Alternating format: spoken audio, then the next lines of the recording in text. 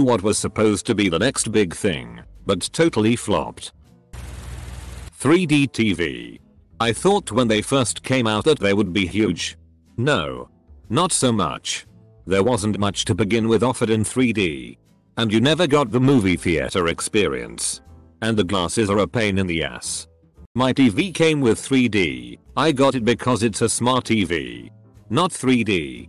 And I think I used that feature once. I'm waiting for 3D TVs that works like a Nintendo 3DS. Segway. Sucked so bad. The CEO drove his off of a cliff. As a local to the area, I just want to say that the cliff wasn't an obvious one. He was testing his off-roader on his land and it snuck up on him. Also, the dude was rolling in money. Despite giving so much to charities and the armed forces. And his family still has cash to burn. Like seriously, they are driving fancy damn sports cars around still. One of them has a TV that covers an entire wall. I sometimes watch him play FIFA from my house across the way. These are the family members he didn't trust with his company. Segways might have flopped, but he and his family grew rich off of it. Jaden Smith. Back in 2010. He starred in the surprise hit of the summer and The Next Karate Kid, and his video with Bieber Never Say Never accumulated nearly 500 million views. 5 years later and he's now a punchline infamous for his creative capitalization on Twitter. Google+. The damn staggered rollout. I still wonder what would have happened if they just opened the floodgates when they first announced it. It seemed like the first real threat to Facebook and Google blew it. Beanie Babies. Anything that promises a high resale value is always a scam. Nothing that widely popular and mass produced is ever going to have that much second market value. It's a shame so many people fell for it. Someone shared this. Wildster. It was one of the many WoW colors. It was meant to be like Vanilla WoW without the bugs. Unfortunately, Vanilla WoW, when compared to today's games, was shitty, and so was Wildster. It came out, did okay for a while, and now it is pretty much dead. Dippin' Dots. They were great at the movie theater, mall and amusement parks. I haven't seen them around in quite a few years. I just had some yesterday, cookies and cream. They're delicious. But like you said, pretty much only in spots like theaters and theme parks. The PT Cruiser. If anyone has seen the concept models, they know. But somehow they sold enough of them. Still though, it's a punchline on wheels. The PT Cruiser is ugly. Yes. But some people like cars that are a little edgy. The Fiat Multipler. http www.blogs.com autoblog.com media/2010/12/Fiat Multipler 4502 JPG. On the other hand, there is no reason on earth for even a single model to have left the showroom floor. Not one. Society got a tiny bit worse with each one sold. The video game Homefront. I remember there was so many advertisements on YouTube videos and they got all of these YouTubers to do a bunch of events and shit. And then we never heard of the game again. WTF happened? What's been happening to lots of games? They released too early. I played the campaign. And it was a blast, right up until they cut off the end of the game. It was like Firefly all over again. Not only did they cut off the story in the middle of the progression, but the last couple of levels were very evidently rushed. All of the houses were copies of about 3 models. Copy pasted along the path. Nothing to explore. Nothing to provide that progression that is necessary for a campaign. TLDR, so much squandered potential due to publishers pushing release dates. When The Lion and the Witch and the Wardrobe movie came out, I expected Narnia to become the next Harry Potter series style phenomenon and a big franchise. But then nothing much came of it afterwards. The Reddit drama of the last few months. During the FPH and Victoria controversies, people were saying how they'd be deleting their accounts and how this was the end of Reddit. Within a few days the posts and comments were pretty much back to normal. The people who threatened to leave forever ended up staying, and ultimately, People stopped giving enough a shit to protest. I honestly don't care enough about Reddit to care who's in charge. But it sure as hell is funny to watch drama unfold. If Reddit turns to shitty or gets boring, I'll just leave. It's not like it's the only website that exists. Machinima the company. I mean, it was for a while. Then the big names started leaving. Seenanas, Hutch, MR, Sark, and most recently Adam Kovic. It's their fault. They treated their YouTubers like dog shit and tried to create original content when they had content being made for them. And when the YouTubers left, they realized their original content wasn't all that profitable. Motion capture animated films. There were a grand total of 4 hit mocap films. The Polar Express, Beowulf, Disney's A Christmas Carol, and Tintin. Internationally, people called it creepy for how soulless actors' eyes looked in film. Mars Needs Moms eventually became one of Disney's biggest bombs ever and promptly forced Robert Zemeckis back into live-action filmmaking. It led to the cancellation of a remake of Yellow Submarine, being used primarily to enhance live-action films rather than use makeup. See Andy Serkis and video games. Freddie Adu. The guy was supposed to be the American Pele. Instead, he can't find a pro team where he can thrive.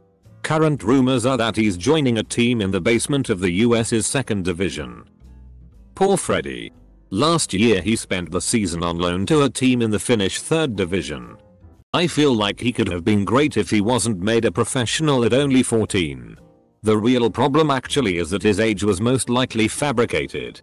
A gifted 18-year-old posing as a 14-year-old is of course going to dominate and look like the next Pele even if he isn't actually quite gifted enough to go pro. Top that with a questionable work ethic, pressures of fame and expectations, and it's a recipe for disaster. Back in the summer of 2008, I entered a writing contest to identify the next big website. The winner was to be awarded a $10,000 prize, which was an incredible sum to a struggling college student. I wrote about Twitter and lost to a guy who wrote about GasBuddy.com. I'm still bitter. Edit. You guys.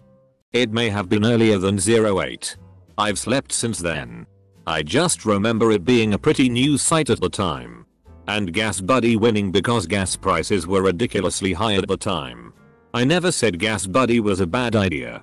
Just that Twitter obviously turned out much bigger in the long run. Close bracket. Wasn't there that weird period of time in the 90s where emu meat was supposed to get big? Or was that a dream I had and confused it for reality? Sounds like a fever dream to me. Ostrich and buffalo have both been hailed as the next big meat for as long as I can recall. I honestly don't realize why buffalo has never caught on. I personally prefer it to beef. I lived in Montana for 4 years and man is buffalo good. But damn, it is really pricey. I think that might be why. I know I could never afford it more than occasionally. But yeah, it is way preferable to beef. Olestra. Late 90s I believe. It was supposed to be the miracle non-fat. And people did lose weight by eating it. However, it wasn't because of some miracle. It was due to the fact that they shat their pants after ingesting anything with Olestra in it. Tim Tebow.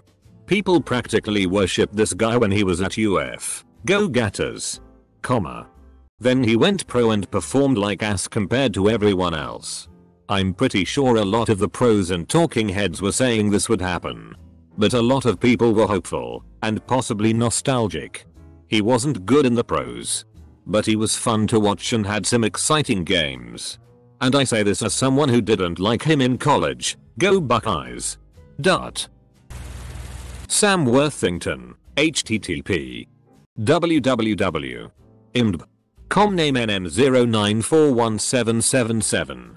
The star of Avatar, Clash of the Titans, the remake, and its sequel, Wrath of the Titans, and Terminator Salvation.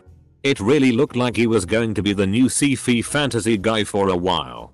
But he's only had small roles in the past few years, although he is going to be in Avatar 2, 3, and 4. Close bracket.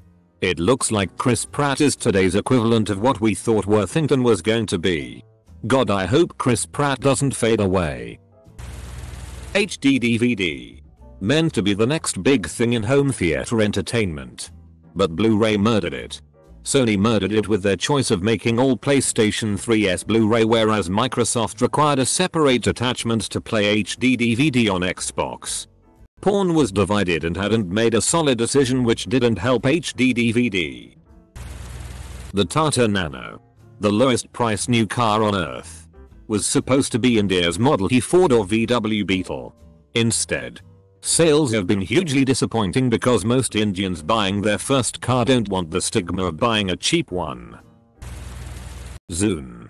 It was supposed to be a main competitor to the iPod but suffered from too many problems beyond its control, such as limited accessories and Apple's 7-year head start on the MP3 wagon, to really be successful. OnLive, the video game streaming service. It worked well and allowed me to game on an old laptop that would usually struggle to load up a game of Solitaire or Minesweeper. It had a decent catalog and it actually worked well. They decided to try their hand in consoles and released a miniature streaming console. It worked well and I was actually an early adopter. The controller was nice and the experience was fluid as long as you had a half-decent internet connection.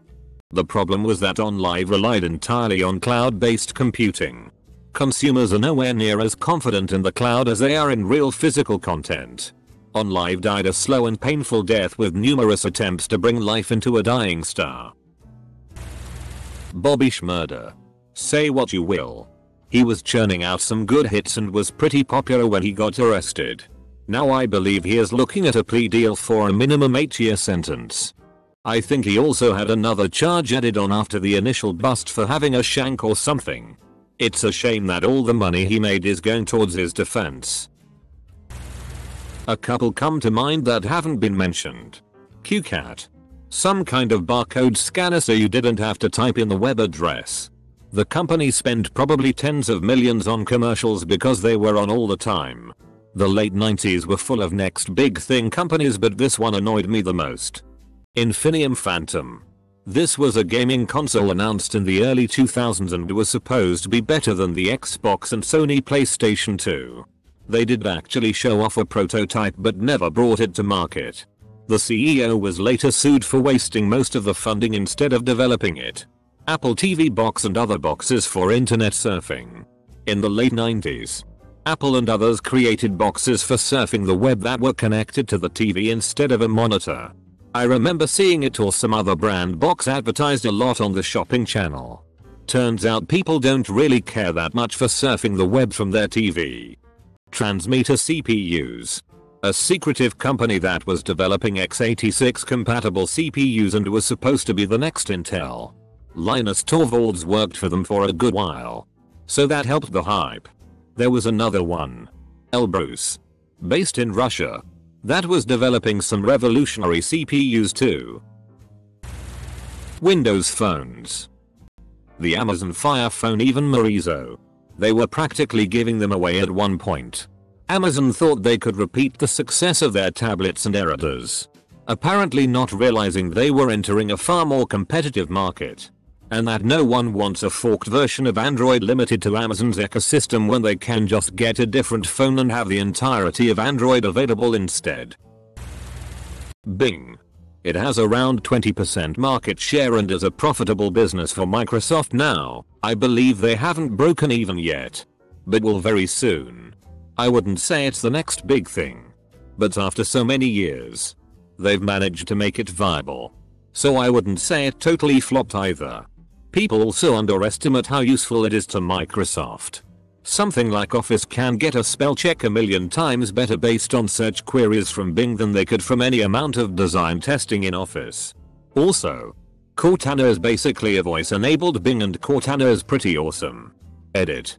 Thought I'd add that it's very important Google has competition in their only majorly profitable business. Without that, they have no incentive to keep improving search or to look for other products markets to go into. Carbon nanotubes, HTTP. Sen. Ax. Org content sen articles /93/I23/twist shouts nanotub story JCR content article body subpar article media 2. IMG. JPG /1,433,775,219,238. JPG.